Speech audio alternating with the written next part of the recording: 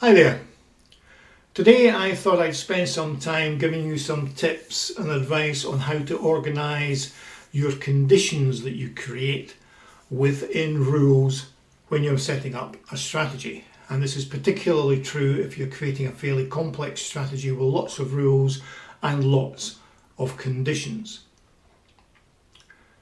As you see here, I've got a very basic rule set up to back the first row of the grid. The actual action being performed is irrelevant for this video. It doesn't really matter. What's important is I've stuck in a whole load of different conditions in there to let you see how Fairbot evaluates these conditions. A rule can only be executed if all of the conditions that you've specified are evaluated as being true.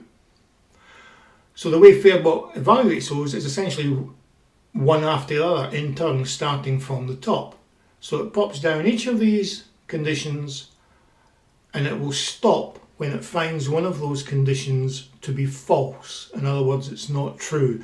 So it just stops the evaluation. There's no point in looking at the other conditions because the rule cannot fire anyway because one of the conditions has been found to be false.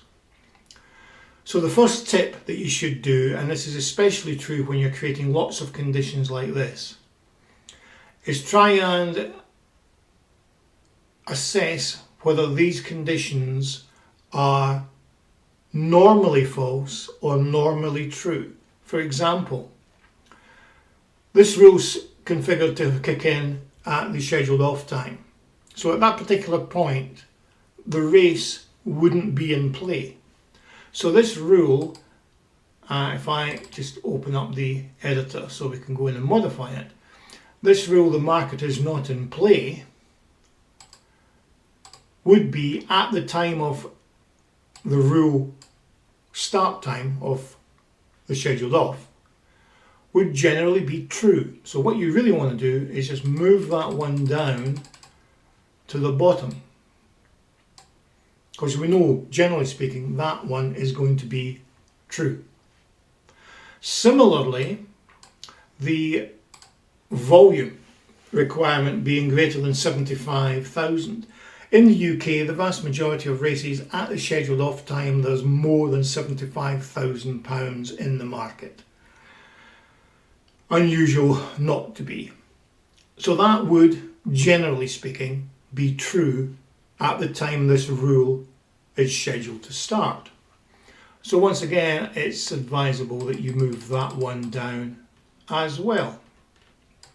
Just move it down a little bit more. And so on down the list. Similarly, the race distance, that's a limit to there. Given that I've got that set to equal to or greater than 1 mile, that can be true or false, obviously depending on which market you've assigned this strategy to. So you might want to leave that in sort of middle of the list, as it were, and some other ones are perhaps more important. Similarly with the number of selections, it's hard to judge whether that's going to be false or true, depending on the market you've assigned a strategy to. Other things that you may want to do, however, is market bet count. Now, generally speaking, that will be true. The number of bets in the market equal to nil.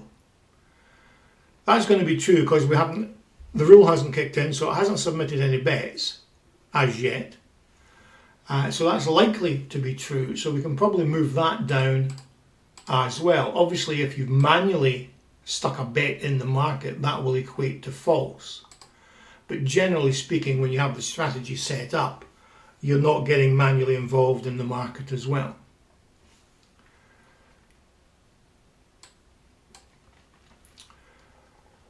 Back price, same type of thing. Generally, it really depends on the market, of course, but that's likely to be true in most cases, especially if you're going to be looking at bigger fields and the like. So we'll leave that where it is. let me see, the selection bit count, similar to the number of back bits that we have there. That's likely to be true as well at this stage. Now this one here, however, this is a measure of the historical data. What this condition is trying to do is ascertain if the horse of interest has come in by 10 ticks in the last 5 minutes. In the vast majority of cases, that might not be the case. So I suspect that that is, generally speaking, likely to be false. So you would move that up to the top. So you can see now that we've actually got a completely different order of all these things. So if that's generally going to be false most of the time, Fairbot will check that, see that it's false at the 0 minute mark, the scheduled off time, and it will not bother checking the rest of these. So that's how you would optimize the way Fairbot evaluates these things, and that's increasingly true if you have a number of these rules with lots of strategies, especially, for example, if you decide to make this strategy or this rule apply to every runner. So you have the apply to all option switched on there, your selection is all here, your conditions, you would set, that would be all, that would be all, that's the favourite, so that's okay.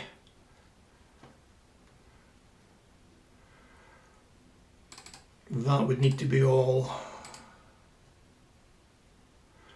That's the market one, so that's okay. That can just stay like it is.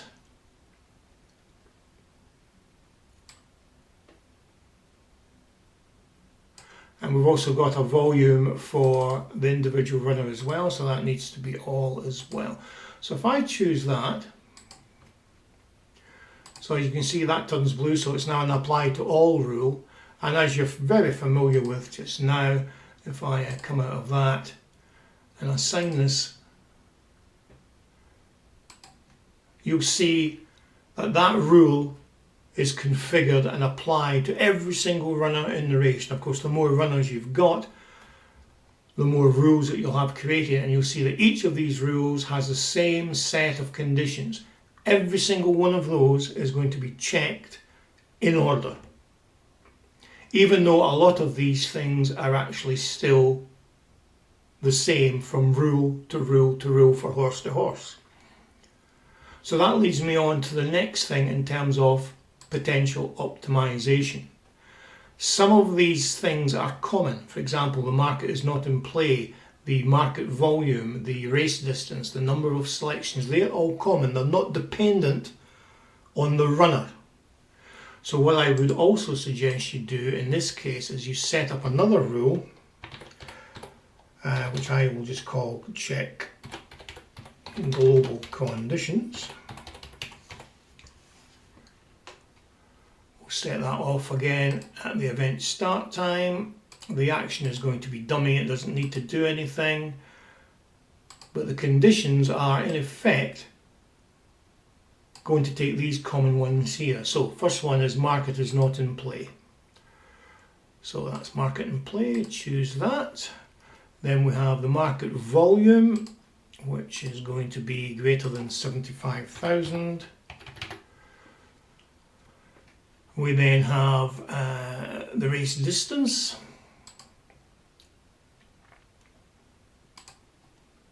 which is greater than or equal to a mile. We've got the number of selections,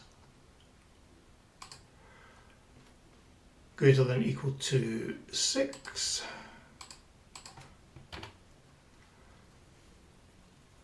And is there anything else in there? Yes, the back price for the first in the list. So that's going to be selection fixed odds. Betfair row 1, best back odds greater than 3. We've got there. I think that's probably it. Add all those in, we can move that up, and then we can edit this and essentially remove those conditions from the apply to all rule that we've got created.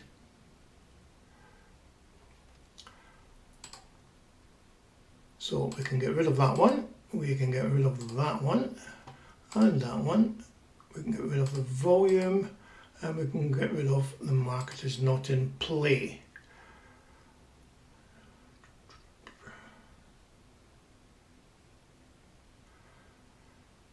And actually we could have got rid of that one as well. I'll move that as well. Let's get rid of that one.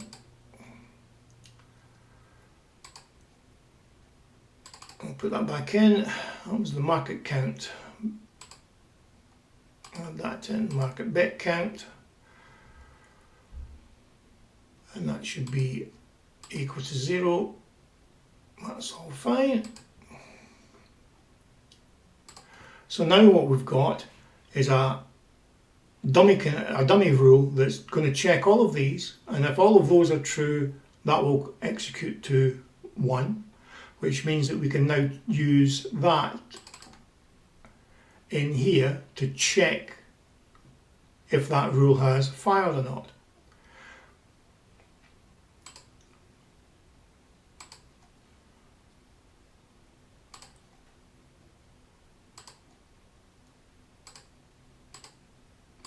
So we just check to see if that has been fired, that's executed. Again, generally speaking, at the time of the off, that will be hopefully true. The vast majority of those are actually going to be true, apart from possibly that one.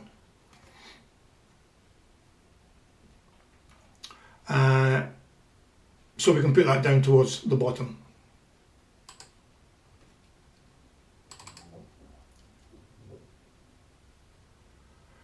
That's all okay, that fires at the right time, good. Okay, so now what we have, if I save that,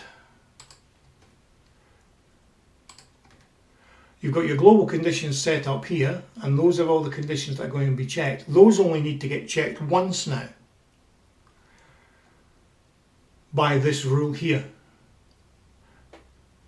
Assuming they're all true, that will fire once, and then that gets checked within here. So within each individual runner, instead of having that big list of what, there was 3 plus another 6, so instead of having 9 checks per runner, we've now only got 4 checks per runner, and most of these checks are actually dependent on that runner because we're using the apply to all. So that will speed up or lessen the amount of work that Fairbot has to do in order to check all those conditions on a runner per runner basis. So there's 2 things that you need to think about doing if you are doing particularly fairly complex strategies with lots of conditions. Organise your conditions with a view to looking at what you think is likely to be false most of the time. Put those at the top and work your way down. But also any common conditions from horse to horse, stick those in a global conditions rule where they only get checked once rather than repeatedly, depending on how many runners that you've got. One final thing that will help speed things up, I repeatedly advise you to use the show condition values. That's particularly useful when you're troubleshooting. So when you're first developing a strategy, that can help you identify if there's anything not working correctly. But once your strategy is up and running and you're happy with it, I'd advise you switch that off. That's a little bit extra work that Fairbot doesn't need to do then. Now, there's some debate whether you'll actually see much of a difference in those. Much of it will depend on how powerful your machine is. If you've got a really powerful machine, arguably you might not see any difference. However, I would advise it's a good habit to get into. Follow those tips, particularly when you ultimately get to the stage where you're creating fairly complex strategies. Okay guys, I hope you found that useful. I shall speak to you later on.